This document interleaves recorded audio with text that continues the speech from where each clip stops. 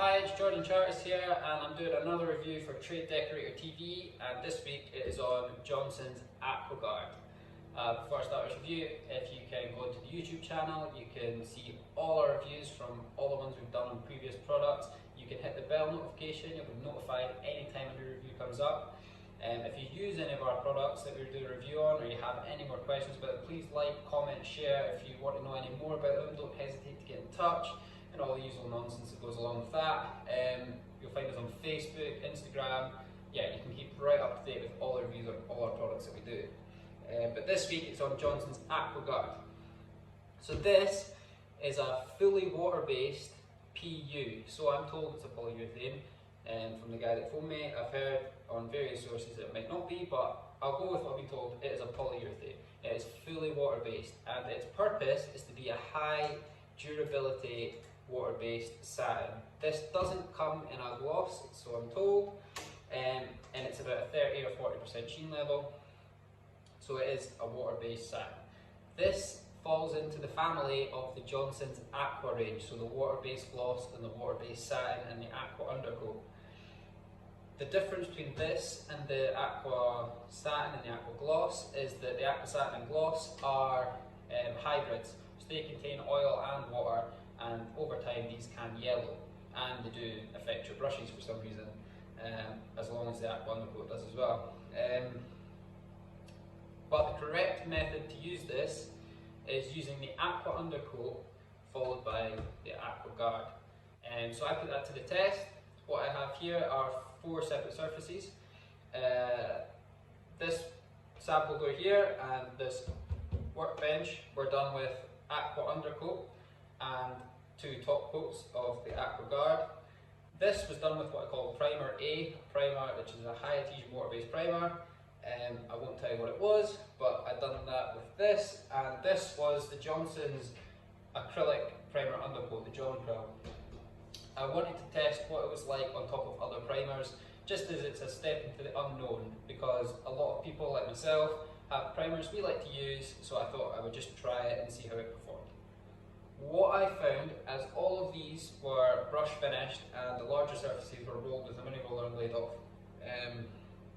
what I found with the Aqua Undercoat, this one and this one, the coverage was far superior.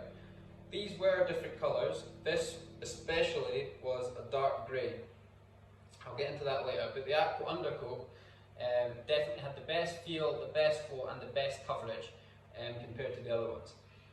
Another thing to add, when you apply the Aqua Guard on top of the Aqua Undercoat, it just flows nicer. You know what I mean. When you try it, it just has that nice silky flow. It doesn't drag. In contrast, you have Primer A, which is a very good high adhesion water-based primer. I rate it very highly. Coverage, not as superior as the Aqua Undercoat. And for flow, when you apply the Aqua Guard, it did drag a little bit, but a little bit of water just to ease up the paint helped it a bit. Again, that affected coverage. The John Krill definitely performed the worst as a primer, as very draggy and very poor coverage when you apply the top coat.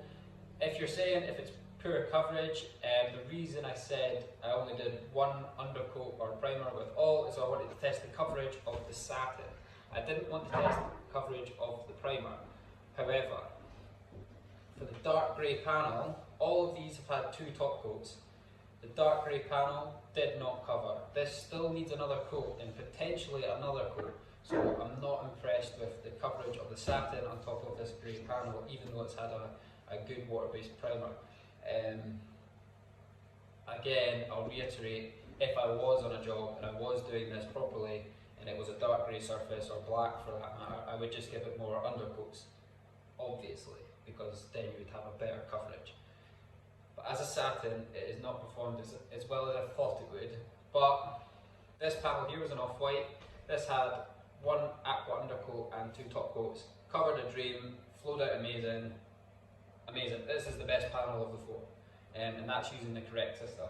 The John Krill, this was a white panel before, and it still hasn't covered. You can still see the inconsistencies in the brush strokes, and it just doesn't look the best. It's not flowed out as nice as well. This workbench, I only did this just to test its durability and how I think it performs with marks and stains and all various bits and pieces. I will show you how that performed in just a little minute. But yeah, as for applying, Aqua Undercoat is a must. This panel proves that for me. And the coverage, if you're struggling with coverage, just give it an extra undercoat, because I don't think this will tick any boxes for coverage. If I was testing this for rating this out of 10 for coverage, maybe a 7 out of 10. It was good, but it wasn't that good. The durability is the highest purpose of this paint, if you like. It is what it was designed for. AquaGuard, it implies it in the name alone.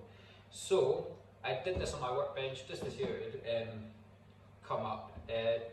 All of these feel amazing. Like, the product itself feels really good. It feels like PU, so I'm imagining it is. Does it mark easily? I'm going to say yes. I did a test with my keys that you'll see here, and it does mark really easily, and I can't get it off with a cloth. I'd imagine a scurry pad might help, or whatever various methods you've got to getting out dirty marks. So I wasn't too enamoured about that. I've tried various chalks, don't seem to mark it, and I'll try pencils and pens and I'll see what comes up the best, and I will get all these off. But as durability goes, it's impact resistant, which is, I suppose, what you're wanting. When you do an impact resistance test, you want to hit it with something hard, like a scraper or something. If the paint cracks and fails, then you know it's not done its job. But this is very solid. I'm really impressed with the finish. I think the finish for me is blown away all the other factors in general. Is it hard wearing? Absolutely. Definitely, 100% a hard wearing water-based paint. Is it as strong as I think you can get for water-based paint? Yes. I think it's one of the hardest wearing paints you can get. So is that what you're wanting for it? Then, albeit this is the product for you, but you must use the Aqua Undercoat for it. The fifth surface I done was a set of 3 doors in my sprayer. I didn't prime these. I just wanted to see 1, how it covered, 2, how it sprayed, and 3, how it flowed, even if it stuck to the surface. So that was all I wanted to test it for. So I'll show you how I set the machine up, how much I thinned it up, and I'll try it neat and I'll try it thin, and then you'll be able to see how it performs sprayed. Now, with the different undercoats and primers, I'd imagine when you're spraying, this won't affect things too much. Brushing and rolling, it affects it massively. So if you're brushing and rolling this stuff, please use the Aqua Undercoat. If you're not using brush and roller and you're spraying, try it around with different various primers. I think it will be absolutely fine. You won't have to contend with coverage battles. But yeah, for me, this paint, 8.5 out of 10.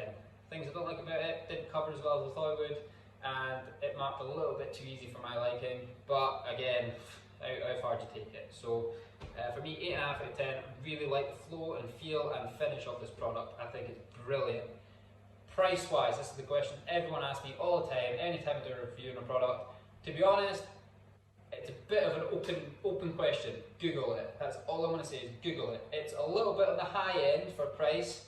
I won't tell you what, I can't even remember what it was, but when I asked the rep, he says, obviously, everyone has different discounts and all their different merchants. So if you want to know the price, pick up the phone a Johnstone'S rep, and he'll be able to tell you what your price would be with discount. As a general assumption, it is a little bit more expensive than the other ones.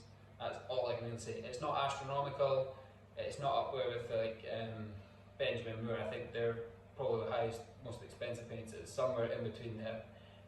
So yeah, that's what I think of Johnstone'S AquaGuard. Coming up is a video on the spraying, if you're interested in that. If not, I hope you've got everything you've needed from the review. If you do want to know more, please comment, please ask, please get in touch, and I'll be happy to answer any of your questions. Hope you've enjoyed the video, and please stay tuned for more. So if you've made it this far into the review, you'll realise that this bit is about spraying and how I think the AquaGuard sprays. I'm a big advocate for spraying, so I just wanted to put it through its motions and see how it was going to cope. The original plan was to spray some just rubbish doors in the spray room, but then I've seen an opportunity to use it on a job which had facings and skirtings that are a relatively decent size, so I thought I'd put it through its motions and see how it got on. In this particular circumstance, just for some basic background, I used a T5 Tritech with a 310 Ultra tip. Not that it matters, we've all got our own systems and ways, but this is what I used. And I used just a splash of water, maybe a sponge full of water, just to free it up a bit. And that was fine.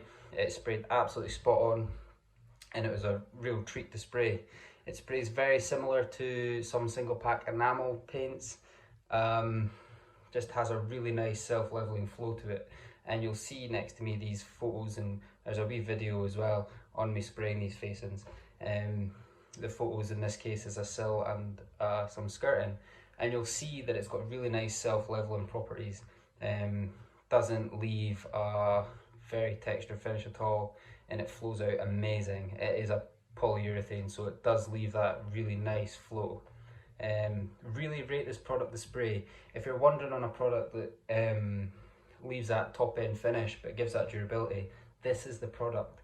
There's not many about, and this one, from the ones I've used in experience, is one of the whiter ones as well. Some of the other ones just leave that dull tinge, but Johnstone'S are pretty good for leaving really nice white wood finishes. So for me, this is a really good product to spray. I think it's much better to spray than it is to brush. Personal preference, but I'm not knocking it as a brush and rolled wood finish. Just exceptional to spray though. Price wise, I've actually looked into this as well. For us, it's actually not working out that expensive. It's a little bit more expensive than what we currently use, but I'm getting pretty sold on it pretty quick. So yeah, for me, the AquaGuard, really rate it. Very top product. Thanks for watching the review, and again, if you have used it, if you've got anything to say, any questions, please like, share, comment, and yeah, it really helps our profile out as well. So thanks for watching.